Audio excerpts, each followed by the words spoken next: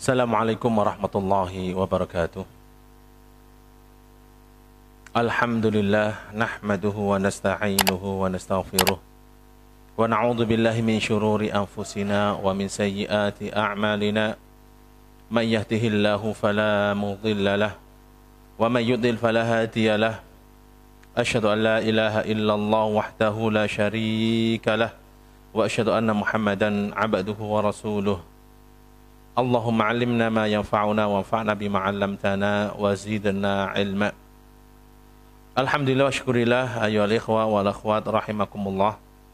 Dalam kesempatan malam hari ini kita melanjutkan pembacaan kitab atau melanjutkan kajian tentang tafsir Al-Qur'anil Karim, yang mana pada pertemuan yang lalu kita telah sampai pada tafsir surat At-Taghabun ayat ke-13, itu yang terakhir kita kaji, dan kita melanjutkan surat At-Taghabun ayat 14. Qala Allah Ta'ala, a'udzu billahi minasy syaithanir rajim. Ya ayyuhalladzina amanu inna min azwajikum wa auladikum aduwwan lakum fahdharuhum. Wa in ta'fu wa tasfahu wa taghfiru fa innallaha ghafurur rahim. Innama amwalukum wa auladukum fitnah. Wallahu 'indahu ajrun 'azim. Maknanya, ya ayyuhalladzina amanu billahi wa 'amilu bima syara'ahu lahum. Wahai orang-orang yang beriman kepada Allah dan mengamalkan apa yang Dia syariatkan kepadanya. Inna min azwajikum wa auladikum aduwwan lakum. Sesungguhnya sebagian dari istri-istri kalian dan anak-anak kalian adalah musuh bagi kalian. Likaunihim yushghilunakum an dzikrillah. Dikarenakan keberadaan mereka menyibukkan kalian dari mengingat Allah.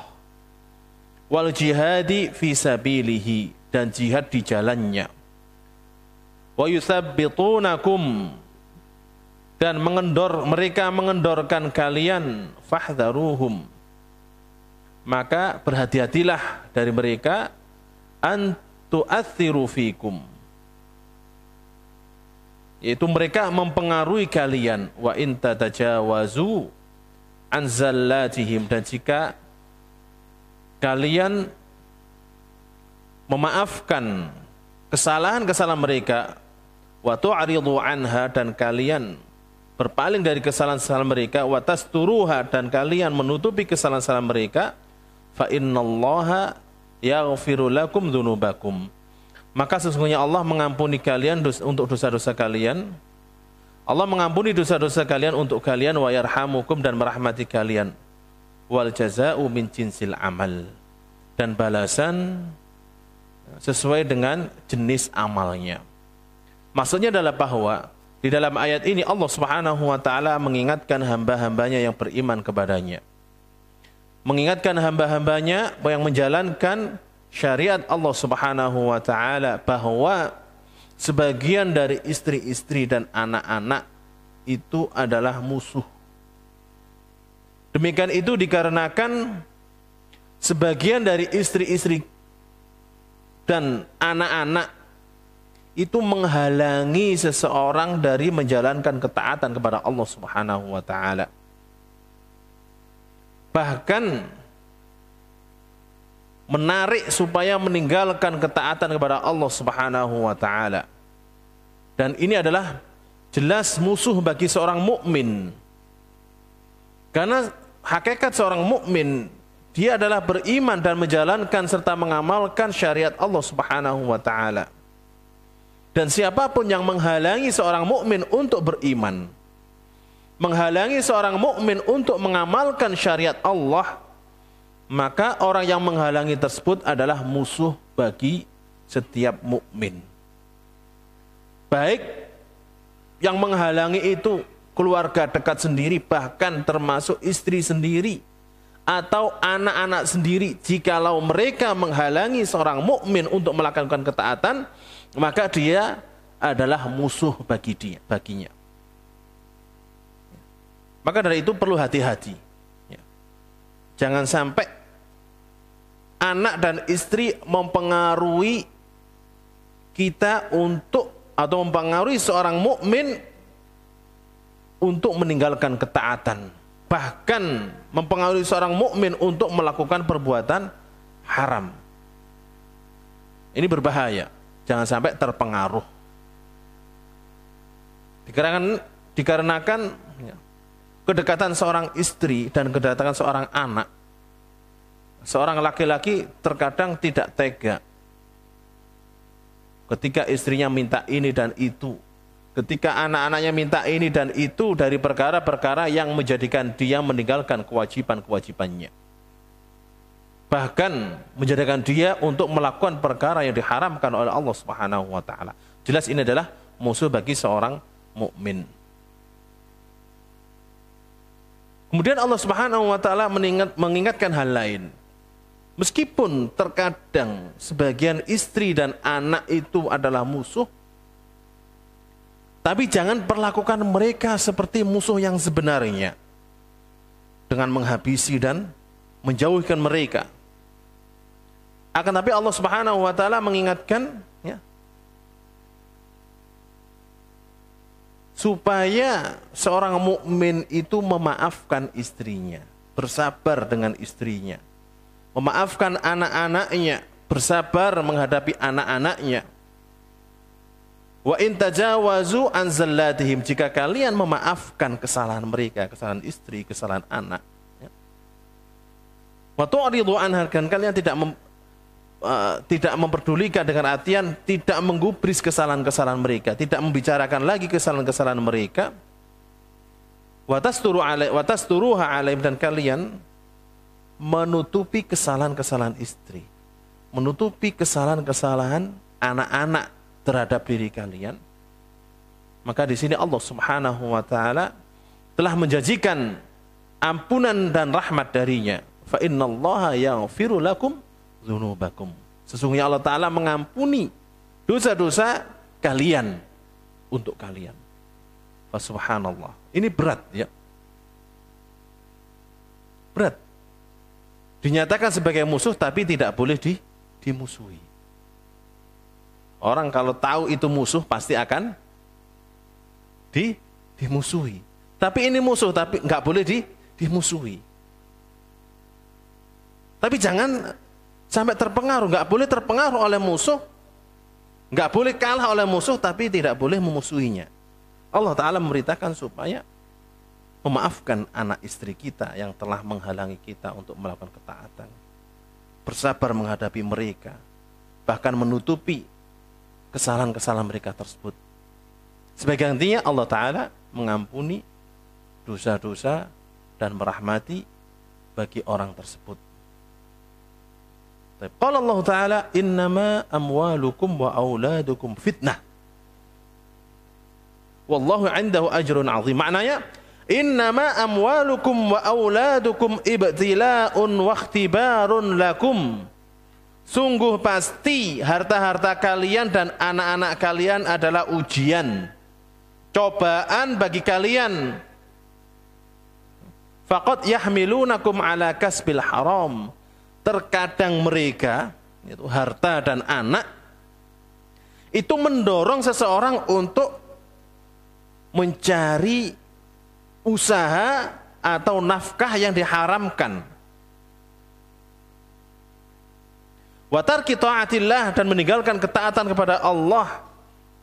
Wallahu indahu thawabun azim, dan Allah di sisinya ada pahala yang besar. Maksudnya adalah bahwa anak-anak kita dan harta-harta kita itu fitnah, ujian bagi kita, ujian bagi seorang mukmin.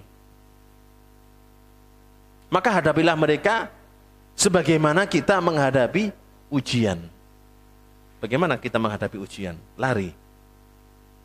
Kalau kita lari dari ujian pasti gagal.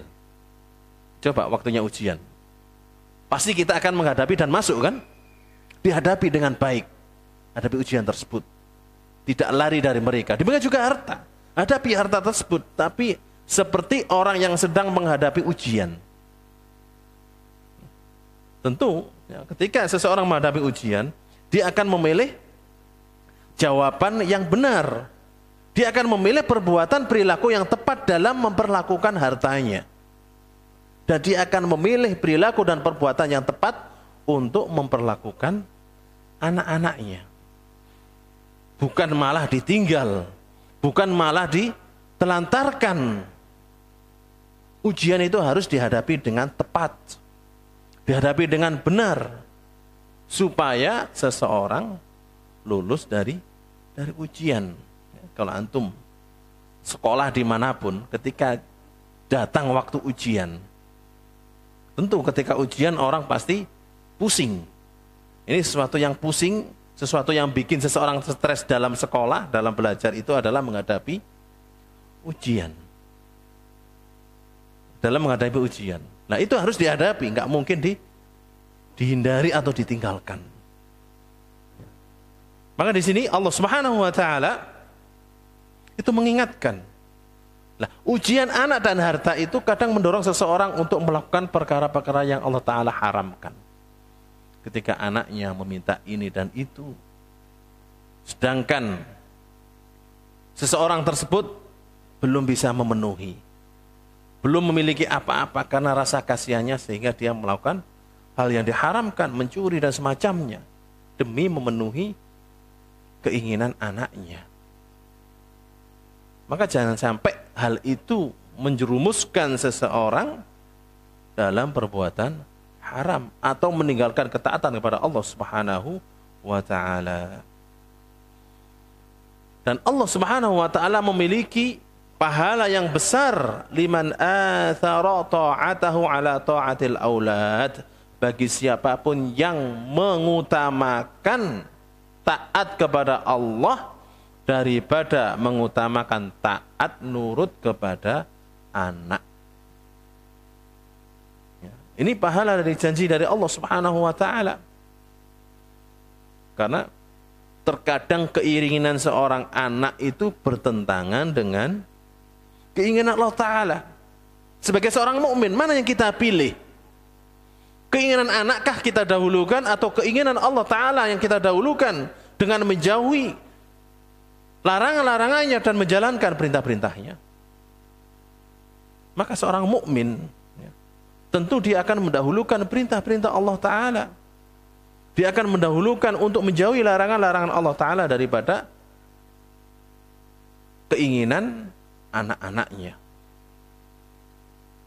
Dan barang siapa yang melakukan hal demikian, Allah Subhanahu wa taala telah menyiapkan untuk dia pahala yang besar. Wa hadzal jazaa'ul 'azim huwal jannah, dan pahala yang besar di sini adalah surga. Wallahu indahu ajrun 'azim, pahala yang besar yaitu al-jannah. Surga Allah Subhanahu wa taala yang penuh dengan kenikmatan, tidak ada kelelahan, capek maupun kesusahan di dalamnya sedikit pun. Kita lanjutkan. Qala Allah taala, fattaqullaha mastata'tum wasma'u wa ati'u wa anfiqu khairan li anfusikum wa man yuqa syuhha nafsihi faulaika humul muflihun. Maknanya fattaqullaha, bertakwalah kepada Allah, bimtithali awamirihi, dengan menjalankan perintah-perintahnya, wajtinabi nawahihi, dan menjauhi larangan-larangannya, mastata'tum, apa yang kalian mampu, ila ta'ati sabila, dari mentaatinya, yaitu cara dalam mentaatinya. Maksudnya adalah bahwa bertakwalah kepada Allah Subhanahu wa taala mastata'tum. Perlu ketahui ayyuhal ikhwah, teman-teman rahimakumullah, bahwa dalam menjalankan ketakwaan kepada Allah Subhanahu wa taala itu ada dua sisi. Dalam menjalankan ketakwaan kepada Allah Subhanahu wa taala itu ada dua sisi. Sisi menjalankan perintah-perintahnya dan sisi lain meninggalkan larangan-larangannya. Nah, kemampuan dalam menjalankan ketaatan dan ketakwaan kepada Allah itu hanya berkaitan dengan menjalankan perintah-perintahnya. Ini yang selalu dikaitkan dengan kemampuan. Adapun dalam meninggalkan larangan-larangannya tidak pernah dikaitkan dengan kemampuan. Kalau mampu ya ditinggalkan, yang haram tersebut ditinggalkan. Kalau enggak mampu ya enggak ditinggalkan, tidak. Sebagaimana dalam hadis Nabi SAW menyatakan, ma amartukum fa'tu bihi mastata'tum wa ma nahaitukum fantahu. Apa yang aku perintahkan kepada kalian, maka jalankanlah sesuai dengan kemampuan kalian. Dan apa yang aku larang atas kalian, berhentilah. Jadi untuk larangan itu tidak ada kaitannya dengan kemampuan. Nah, sebagian orang ya dalam meninggalkan maksiat, wah belum mampu, nggak benar. Kenapa nggak benar? Karena meninggalkan itu tidak butuh tenaga. Antum duduk saja sudah meninggalkan maksiat. Beda dengan melakukan ketaatan. Melakukan ketaatan butuh tenaga dan usaha, sehingga erat kaitannya dengan kemampuan. Seperti puasa. Puasa ini harus menahan makanan yang merupakan kebutuhan kita sehari-hari dan menahan minum yang merupakan kebutuhan kita sehari-hari. Dan ini butuh tenaga. Makanya dikaitkan dengan kemampuan. Kalau nggak mampu karena sakit, dia boleh tidak puasa. Demikian juga haji. Haji dikaitkan dengan kemampuan karena membutuhkan dana, membutuhkan tenaga dan upaya untuk menjalankannya. Maka dikaitkan dengan kemampuan. Kalau mampu, pergilah haji. Kalau nggak mampu, jangan dipaksakan. Demikian juga ibadah sholat dikaitkan dengan mampu. Kalau mampu sholat dengan berdiri, maka sholatlah dengan berdiri. Kalau nggak mampu berdiri, maka dengan duduk. Nggak mau duduk, dengan berbaring. Ini semua ketaatan selalu dikaitkan dengan kemampuan. Adapun maksiat tidak ada kaitannya dengan kemampuan. Nggak ada istilah nggak mampu meninggalkan maksiat. Semua orang pasti mampu meninggalkan maksiat. Karena maksiat itu ya, tidak butuh biaya dan nggak butuh, meninggalkan maksiat itu tidak butuh biaya dan tidak butuh tenaga. Ada maksiat depan antum. Antum berdiam diri tidak ngapa-ngapain, pasti tidak akan melakukan maksiat. Sehingga tidak ada kaitannya dengan mampu atau tidak. Ya. Makanya ya, tidak diterima orang dalam meninggalkan maksiat dikatakan apa? Saya belum mampu. Itu alasan yang enggak diterima oleh Allah Subhanahu wa taala. Beda halnya kalau orang yang terpaksa. Orang yang terpaksa, ini perlu kita pahami dalam masalah perintah dan larangan. Orang yang terpaksa sehingga dia jatuh dalam larangan. Seperti dia terpaksa memakan sesuatu yang haram dikarenakan untuk menyelamatkan nyawanya. Ini terpaksa. Kalau dia tidak makan, dia akan mati kelaparan. Sebagai contoh.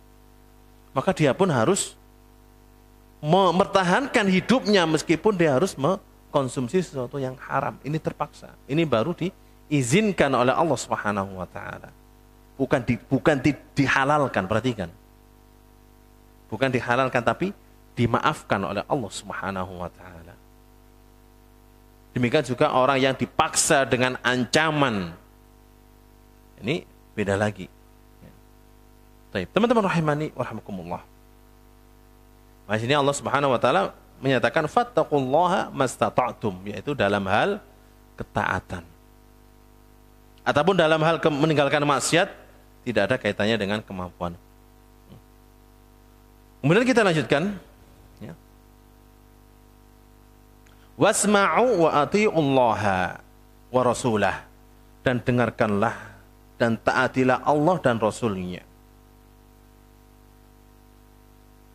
Wabzulu amwalakum, dan keluarkanlah, belanjakanlah harta-harta kalian allati razaqakumullahu iyyaha, yang telah Allah Ta'ala rizkikan kepada kalian. Fi wujuhil khairi, dalam sisi-sisi kebaikan. Maksudnya adalah bahwa Allah Subhanahu wa Ta'ala memerintahkan hambanya untuk senantiasa mendengar Allah Ta'ala. Yang dimaksud dengan mendengar di sini adalah mendengar dengan memenuhi panggilan. Karena mendengar itu ada dua macam. Mendengar tanpa memenuhi panggilan, dengan mendengar memenuhi panggilan. Dan yang mendengar diperintahkan oleh Allah Ta'ala adalah mendengar disertai memenuhi panggilan. Perumpamanya seperti ini. Antum punya seorang anak atau punya saudara. Antum panggil fulan. Ketika dia tidak memenuhi panggilan antum marah tidak? Marah. Dan antum pasti akan bilang dia, kamu enggak dengar. Apakah benar enggak dengar?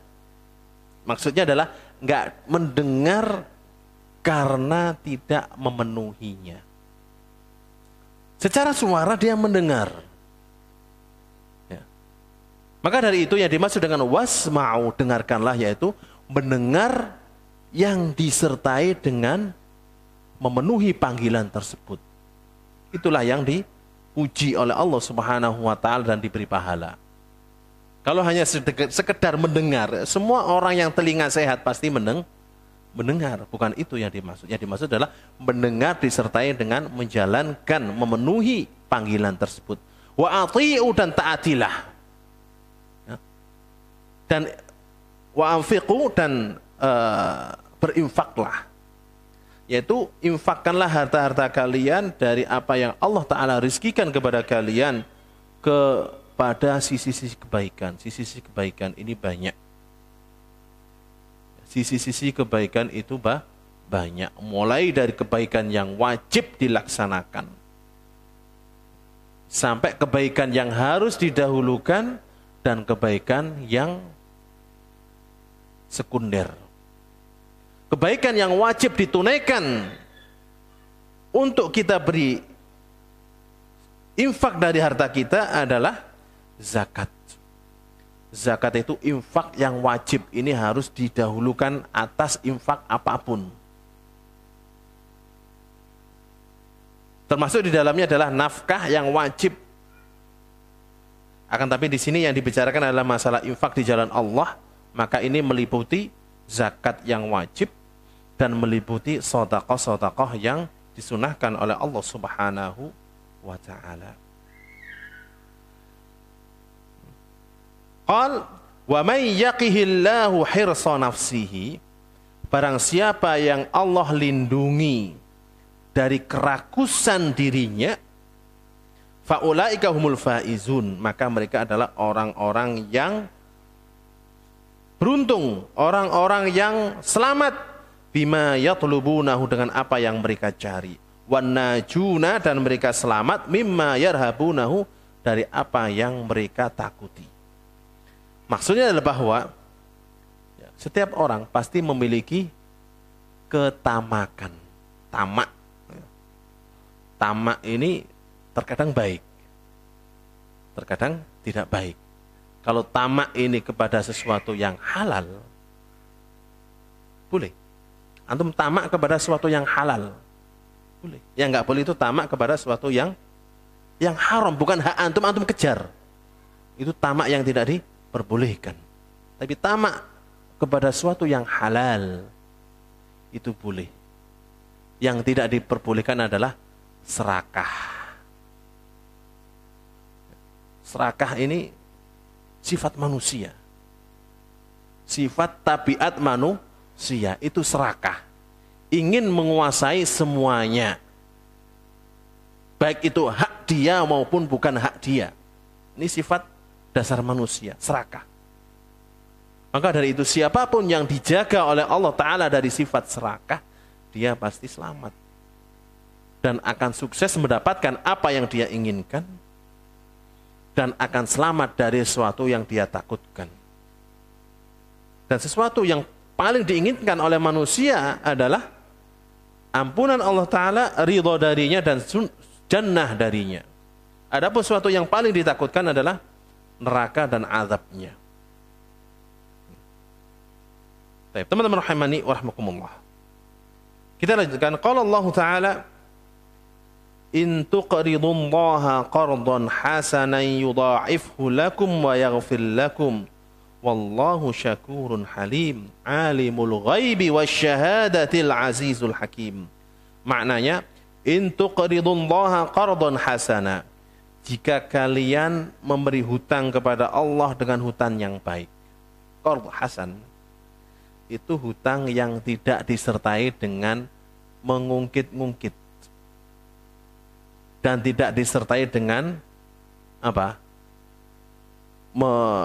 Menuntut. Ya. Itu qard hasan, hutang yang baik. Antum kalau memberi hutang orang dengan cara yang baik, yaitu tidak akan mengungkit-ungkit pemberian hutang tersebut dan tidak akan menuntut banyak, tidak akan menuntut dari hutang tersebut. Memang dia meminjami dengan cara yang baik. Ya. Dan berinfak di jalan Allah. Ya. Seorang mukmin berinfak di jalan Allah, dia seolah-olah memberi pinjaman kepada Allah Subhanahu wa taala dikarenakan dia mengharap kembalian. Karena dia mengharap apa? Kembalian berupa pahala dari Allah Subhanahu wa taala. Dan inilah yang diperintahkan oleh Allah Taala. Setiap kita beramal, kita mengharap kembalian dan pahala dari Allah Taala. Siapa yang beramal enggak mengharap kembalian, enggak mengharap imbalan dari Allah Ta'ala, maka dia beramal mengikuti hawa nafsunya. Kok bisa? Beramal mengharap imbalan dari Allah Ta'ala itu adalah yang benar. Kalau beramal tidak mengharap imbalan dari Allah Ta'ala, itu beramal mengikuti hawa nafsunya. Demikian itu dikarenakan kita ini diperintahkan oleh Allah Ta'ala untuk beramal dan diperintahkan untuk mengharap imbalan dari Allah Ta'ala, pahala dari Allah Ta'ala. Apa yang Allah Ta'ala janjikan dari imbalan dan pahala tersebut? Perhatikan. In tuqridullaha qardan hasanah, jika kalian memberikan harta benda kalian di jalan Allah dengan harapan imbalan dari Allah Ta'ala. Bi anta badzulu amwalakum fi sabilihi, dengan memberikan harta-harta kalian di jalannya, yudha'af lakumul ajru, akan dilipat gandakan imbalan kalian, pahala kalian. Bi ja'lil hasanati bi asyri amsalha, dengan melipatkan setiap kebaikan 10 kali lipat, ila sab'i mi'ati dhifin, sampai 700 kali lipat, ila ad'afin katsira, sampai berlipat-lipat yang banyak. Perhatikan. Siapa yang mau tukar-menukar dengan imbalan 10 kali lipat? Enggak ada. Yang berani hanya Allah Subhanahu wa ta'ala. Ya. Dikisahkan salah satu ulama salaf, ya, dia saudagar yang sukses. Suatu ketika dia membawa barang dagangan yang sangat dicari-cari. Kalau nggak salah ini dinukil dari Abdurrahman bin Auf atau dari Utsman bin Affan. Dia membawa barang dagangan yang dicari-cari dan dibutuhkan oleh manusia. Begitu sampai masuk kota, semua pedagang menawar dia dengan memberikan keuntungan 2 kali lipat sampai 3 kali lipat. Tak beli, tak kasih keuntungan 100% kamu. Yang lainnya berani 200%, 3 kali lipat dari harga belinya. Ditantang sama beliau. Siapa yang berani memberi keuntungan 10 kali lipat? Wah, nggak ada yang berani. Ini lelang. Lelang barang dagangan. Siapa yang berani 10 kali lipat? Nggak ada yang berani. Semua pedagang nggak ada berani, mentok 3-4 kali lipat. Karena memang barang tersebut adalah barang yang sangat dibutuhkan oleh masyarakat. Saudagar ini mengatakan ada yang mau membeli dengan 10 kali lipat, yaitu Allah Subhanahu wa ta'ala. Maka persaksikanlah semua dagangan saya ini adalah fisabilillah. Saya mengharap imbalan 10 kali lipat dan lebih dari Allah Subhanahu wa ta'ala. Maka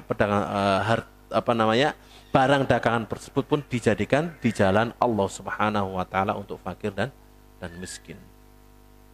Ya. Kalau kita memikirkan untung-untungan dalam berdagang, ya, berdagang dengan Allah Ta'ala itu yang paling menguntungkan. Dan ini dirasakan bagi setiap orang yang benar-benar ikhlas ketika mensedekahkan hartanya. Dan subhanallah, ini nyata, ayyuhal ikhwan. Akan tapi yang ikhlas itu sedikit. Ini nyata, akan tapi yang ikhlas itu sedikit. Ketika seseorang menginfakkan hartanya dengan ikhlas, keluarga yang nggak ada yang tahu, siapapun nggak ada, dan dia tidak mengharap apapun dari manusia. Tidak lama Allah Ta'ala memberi ganti di dunia 10 kali lipat. Ya, ini ada seorang, ya, dia menginfakkan karena ada sebuah musola atau sebuah masjid musola. Dia membutuhkan pembangunan untuk tempat wudu dan kamar kecil. Mengajukan sana sini nggak ada yang bantu. Kemudian ada salah satu ikhwah, saya punya uang cuma 1,5 juta, ini cukup nggak untuk bikin tempat wudu? Setelah dipikir-pikir, insya Allah cukup, bismillah. Dia berikan dari uang pribadinya tanpa sepengetahuan siapapun. Setelah diberikan, tidak lama, ya, setelah memberikan 1,5 juta, tidak lama ada rezeki. Tiba-tiba ada yang ngasih 15 juta. Berapa kali lipat? 10 kali lipat. Ini di dunia. Belum lagi kelak di akhirat. Sampai ikhwah tersebut takut. Takut apa? Jangan-jangan ini pahalanya sudah dikasih cash sekarang. Nanti sudah nggak dapat. Sampai ketakutan seperti itu. Tapi ini perlu dipenuhi syarat-syaratnya. Yaitu benar-benar ikhlas lillahi ta'ala. Orang yang berinfak banyak. Tapi yang ikhlas sedikit. Teman-teman rahimani wa rahmakumullah. Dan Allah Subhanahu wa ta'ala akan melipatkan sampai ratusan, 700 kali, bahkan sampai berkali-kali lipat. Tidak hanya memberi imbalan yang berkali lipat, masih ada tambahan, yaitu wa yatajawazu lakum an dzunubikum, dan mengampuni dosa-dosa kalian untuk kalian. Wallahu syakurun halim, dan Allah Maha berterima kasih dan Maha penyabar. Syakur, Maha berterima kasih, artinya berterima kasih yaitu dia membalas pemberian yang sedikit dengan balasan yang berlipat kali. Itu terima kasih yang luar biasa. Ketika seseorang datang ke rumah antum, dia nyumbang atau dia ngasih antum suatu barang nilainya 50.000. Antum membalasnya 100.000. Balas antum namanya apa? Ini kalau terima kasihnya luar biasa. Kita ke situ bawa hadiah 1 butir, dia balas dengan 10 butir atau dengan 2 kali lipat. Tentu akan senang orang yang membawa hadiah. Dan Allah Subhanahu wa ta'ala lebih dari itu. Karena Allah Ta'ala memiliki sifat dan nama yaitu Syakur. Syakur yang artinya adalah Maha berterima kasih. Setiap kebaikan yang sampai kepada Allah Ta'ala, Allah pasti melipat gandakan. Sebagai bentuk dari sifat sempurnanya dia, yaitu Maha berterima kasih. Maha membalas siapapun yang melakukan kebaikan. Halim, Maha penyabar. Halim, ini penyabar, tidak bersegera mengadab hambanya. tidak bersegera menghukum hambanya, dan selalu diberi kesempatan untuk berhenti dari kesalahan-kesalahannya. Ini halimnya Allah Subhanahu wa taala. Ya, manusia dalam bersabar ada batasnya. Sering kita dengar ya. Sabar itu ada batasnya. Ya. Disakiti sekali, sabar 2 kali, sabar ketiga kali. Jawabannya apa? Sabar itu ada batasnya. Allah Ta'ala. Ya. Allah Ta'ala disakiti berulang kali, berulang kali. Masih bersabar. Memberi kesempatan berapa? 60 tahun. Dikasih kesempatan 60 tahun. Tiap tahun, bahkan tiap hari dia melakukan kesalahan. Allah Ta'ala bersabar, tidak membalasnya. Bersabar, tidak menuntutnya. Dikasih kesempatan tidak hanya 3-4 kali. 60 tahun diberi kesempatan untuk supaya bersabar. Siapa yang sanggup disakiti terus dan bersabar tidak membalas sampai puluhan tahun? Enggak ada yang sanggup kecuali Allah Subhanahu wa taala, karena Allah Ta'ala memiliki sifat Al-Halim yang artinya Maha Penyabar, tidak segera membalas keburukan. Teman-teman rahimani wa rahimakumullah. Qala Allah Ta'ala Alimul Ghaibi Wasyahadatil Azizul Hakim. Ini semuanya adalah nama-nama Allah Subhanahu wa taala, yaitu Alim, Al-Aziz, Al-Hakim. Alimul Ghaibi. Maknanya Allah Subhanahu wa taala alimun ma ghab. Allah Subhanahu wa taala Maha mengetahui sesuatu yang samar. Sesuatu yang gaib, Allah Ta'ala Maha mengetahuinya. Wa syahadah, dan sesuatu yang nyata. Alimun ma hadar. Allah Ta'ala Maha mengetahui sesuatu yang terlihat, yang hadir di hadapannya. La yakhfa alaihi min dzalika syai'. Tidak ada satupun yang tersembunyi dari hadapan Allah Subhanahu wa taala, baik yang gaib maupun yang tampak. Allah Subhanahu wa taala di atas arsy-Nya. Apa yang ada di bawah bumi yang ketujuh, Allah mengetahuinya. Bahkan apa yang ada di dalam hati kita, Allah mengetahuinya. Karena sangat maha tahunya Allah Subhanahu wa taala. Tapi Allah Ta'ala Maha Adil. Biarpun tahu hati kita ini busuk, Allah tidak akan mengazab apa yang di dalam hati kita sampai keluar menjadi ucapan dan perbuatan. Kalau kita tahu niatnya orang lain itu buruk, pasti sudah kita dahului untuk membalasnya. Ini manusia. Ya syukur manusia nggak tahu isi hati orang. Kalau sudah tahu isi hati orang, pasti sudah dibalas duluan. Mumpung belum, tak dahului. Allah Ta'ala mengetahui apa yang ada di dalam hati kita dari niat buruk dan perkataan-perkataan yang nggak layak di dalam hati kita. Tapi Allah Ta'ala Maha Adil, tidak akan mengazab itu semuanya sampai hamba itu mengeluarkan melalui lisannya atau mewujudkan dalam perbuatannya. Ya. Wallahu Ta'ala alam. Al-Azizul Hakim, yaitu Al-Aziz alladzi la yaghlibu ahad. Aziz Maha Perkasa, tidak ada satupun yang mengalahkan Allah Ta'ala.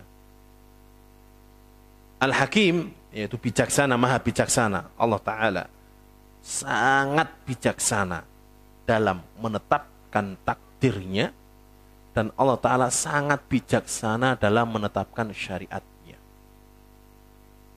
Jadi kebijaksanaan Allah Subhanahu wa Ta'ala tidak hanya dalam syariatnya, dalam takdirnya Allah Ta'ala penuh dengan kebijaksanaan. Tidak ada satupun yang dizalimi oleh Allah Ta'ala.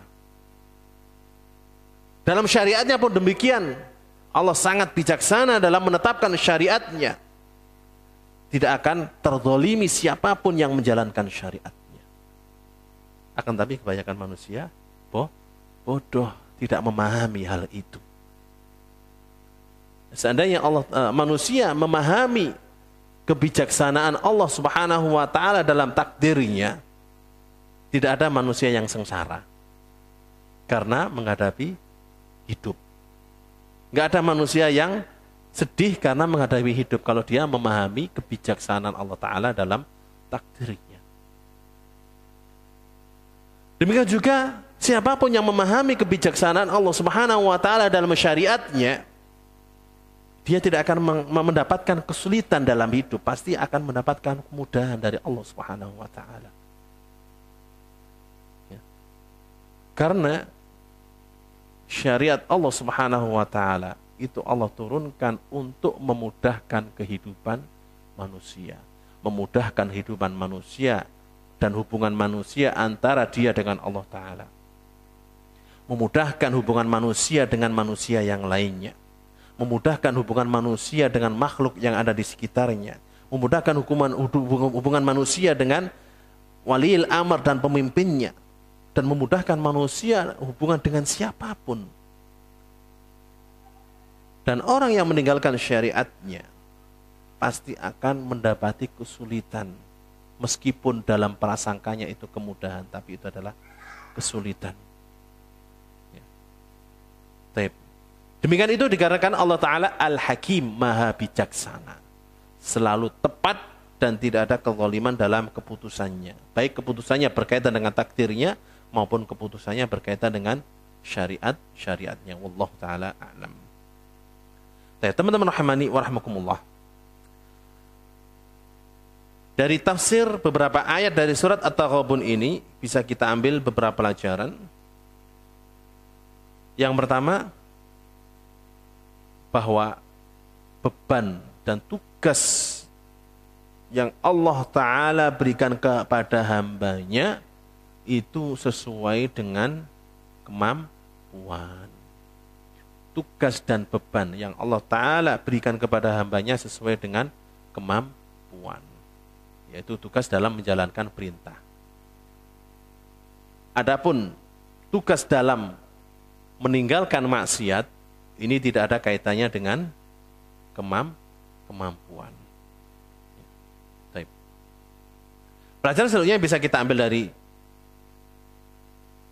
ayat ini, atau beberapa ayat ini, yaitu dilipat gandakan pahala orang yang berinfak di jalan Allah Subhanahu wa Ta'ala.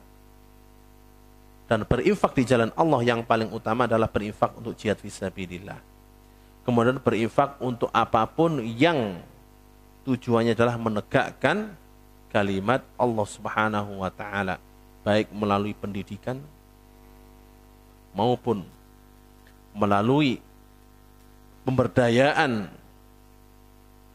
kaum muslimin untuk lebih baik dan lebih maju. Wallahu ta'ala a'lam. Qala Allah ta'ala, a'udzu billahi minasy syaithanir rajim. Bismillahirrahmanirrahim. Idza ja'akal munafiquna qalu nashhadu innaka la rasulullah. Wallahu ya'lamu innaka la rasuluhu wallahu yashhadu innal munafiqina lakadzibun. Ittakhadhu aymanahum junnatan fasaddu an sabilillah innahum sa'a ma kanu ya'malun. Dzalika bi annahum amanu thumma kafaru fatubi'a ala qulubihim fahum la yafqahun. Teman-teman rahimani wa rahmakumullah. Ini adalah surat Al-Munafiqun. Surat ini dinamakan surat Al-Munafiqun, diambil dari firman Allah Subhanahu wa Ta'ala yang ada dalam ayat pertama, idza ja'akal munafiquna, maka disebut dengan surat Al-Munafiqun. Atau karena dalam surat ini dijelaskan tentang ciri-ciri dan sifat-sifat orang-orang munafik. Surat ini adalah surat Madaniyah. Surat yang diturunkan oleh Allah Ta'ala ketika Rasulullah SAW di kota Madinah setelah hijrah.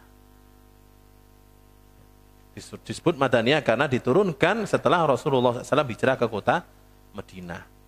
Dan rata-rata surat Madaniyah, surat yang diturunkan setelah hijrah, itu ayatnya panjang-panjang. Ya, ini beberapa cirinya. Ayatnya panjang-panjang, kemudian menjelaskan tentang hukum hukum syariat yang lainnya. Berkaitan dengan muamalah dan lain-lainnya. Dan juga rata-rata dimulai dengan ya ayyuhalladzina amanu. Karena rata-rata surat yang turun setelah hijrah itu yang diajak bicara adalah orang-orang mukmin. Beda halnya dengan surat yang turun di Mekah sebelum hijrah, yaitu surat Makkiyah. Ya.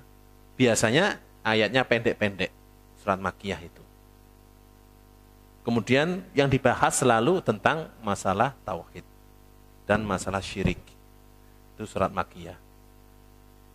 Dan biasanya dimulai dengan kata-kata ya ayyuhan nasu. Karena yang diajak bicara adalah keumuman manusia yang belum pada beriman. Ya. Taib. Surat ini yaitu surat Al-Munafiqun, ayatnya ada 11 ayat.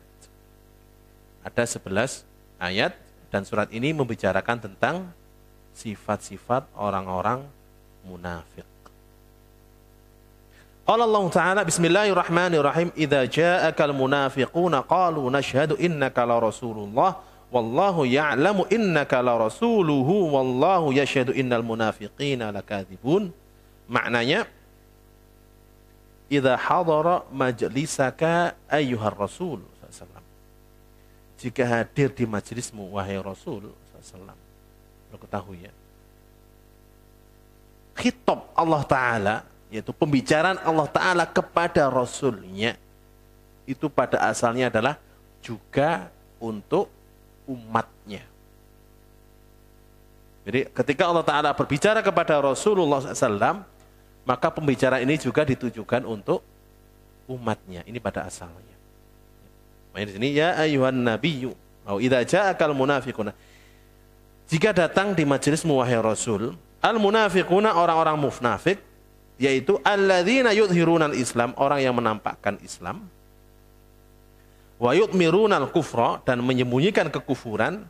Qalu, mereka mengatakan, nasyhadu innaka la rasulullah haqqa, kami bersaksi engkau adalah utusan Allah dengan benar.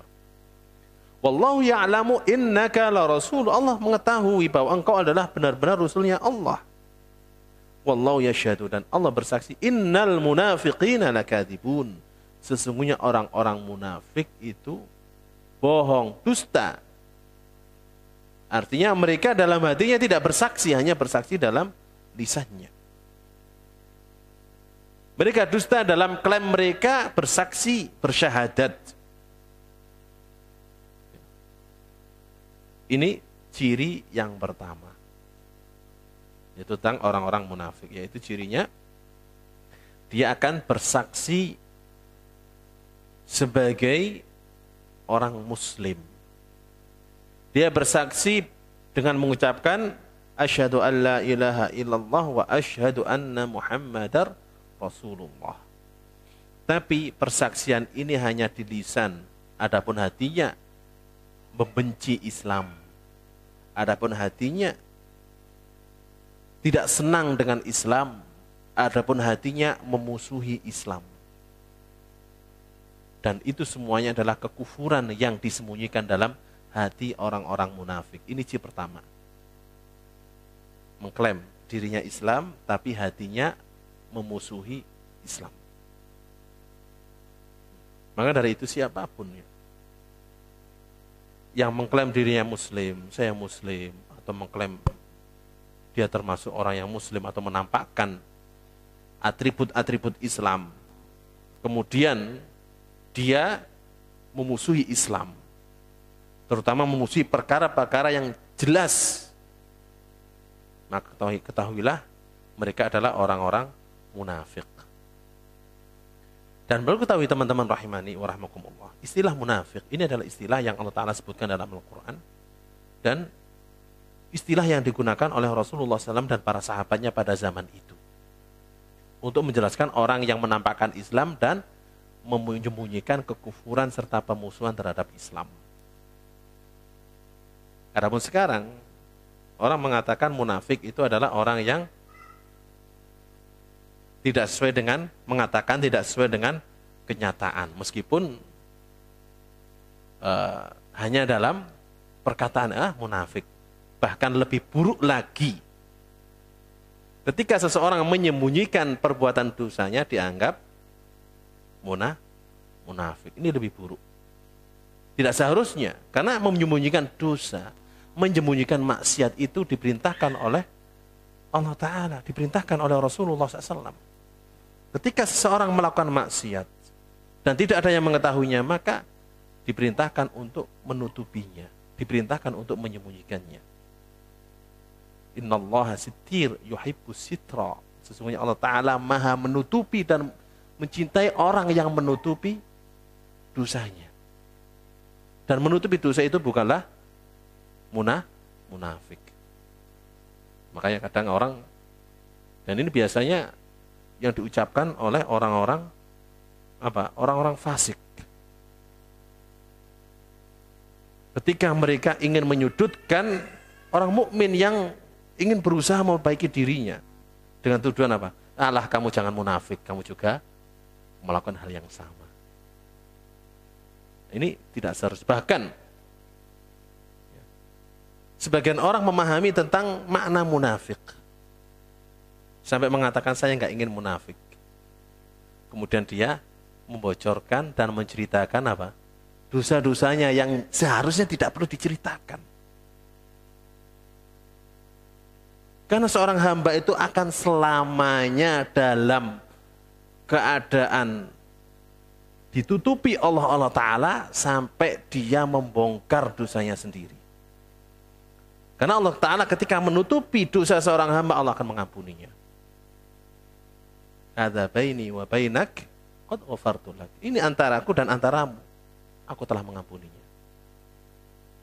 Makanya dalam hadis Rasulullah SAW bersabda, kullu ibadi mu'afah illal mujahirin. Semua hambaku itu dalam keadaan selamat kecuali orang yang terang-terangan. Yaitu siapa orang yang terang-terangan? Dia melakukan perbuatan dosa pada malam hari, enggak ada yang tahu. Dia melakukan maksiat pada malam hari, enggak ada yang tahu. Siang harinya dia cerita ke sana kemari. Ini mujahir, orang yang terang-terangan menceritakan dosanya. Dan orang yang menutupi dosanya itu bukanlah orang munafik. Ini yang perlu diluruskan. Makanya kalau antum ada orang mencibir, udah kamu jangan munafik lah, kamu juga melakukan.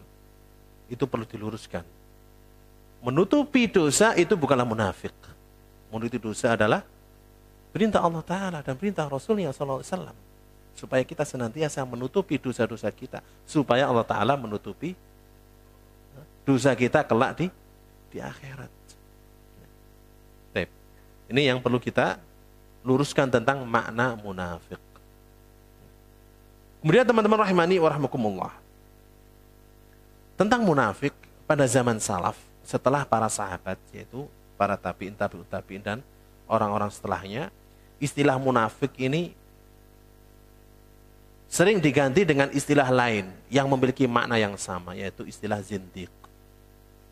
Pada zaman ulama salaf, ketika seseorang menampakkan keislaman dan menyembunyikan kekufuran di dalam hatinya, atau menyembunyikan permusuhan terhadap Islam di dalam hatinya, mereka dijuluki dengan istilah zindiq. Istilah zindiq.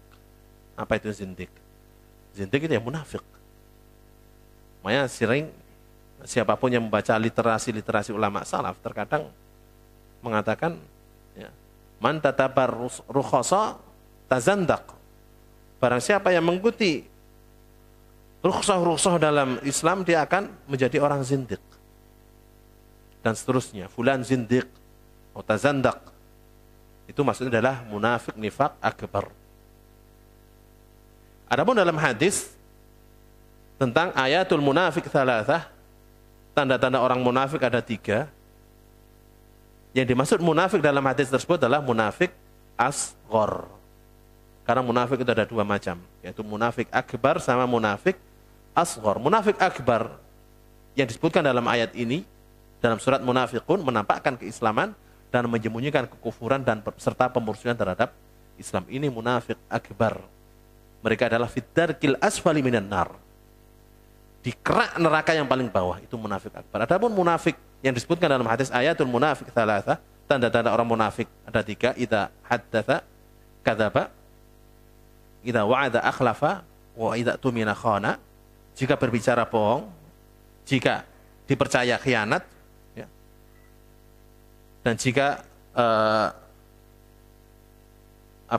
berjanji dia tidak menepati, dia mengingkari janjinya. Ini adalah munafik asghar, bukan munafik akbar. Dan munafik asghar termasuk dosa seperti halnya dosa-dosa yang lainnya, tidak menyebabkan seseorang keluar dari Islam. Wallahu taala a'lam. Adapun zaman sekarang, istilah yang digunakan untuk orang yang melakukan munafik akbar di kalangan para ulama dan para masyayikh, mereka adalah orang-orang liberal. Orang-orang liberal. Ana tidak sekali dua kali mendengar dari masyayikh, ana dari guru-guru ana mengatakan bahwa zaman sekarang orang munafik nifak akbar itu adalah orang-orang liberal. Kita tahu bagaimana sepak terjang orang-orang liberal. Mereka menampakkan dan mengklaim diri mereka adalah Muslim, tapi dalam tulisan-tulisan mereka, dalam pembicaraan-pembicaraan mereka menyerang syariat Islam, mulai dari menyerang masalah hijab, menyerang masalah ta'addud, poligami, menyerang masalah hukum Islam dan semacamnya. Dan mereka adalah orang-orang liberal, yaitu kalau zaman salaf orang-orang zindiq, kalau zaman Rasulullah SAW adalah orang-orang munafik nifak akbar. Wallahu taala a'lam. Ini yang perlu kita ketahui tentang istilah-istilah tersebut supaya kita memahaminya. Taib.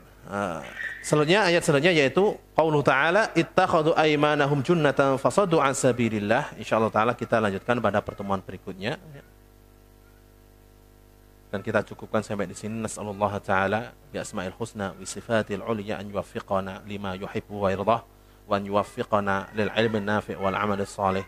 فإنه ولي ذلك والقادر عليه وصلى الله وسلم وبارك على نبينا محمد وعلى آله وصحبه أجمعين وآخر دعوانا أن الحمد لله رب العالمين والسلام عليكم ورحمة الله وبركاته.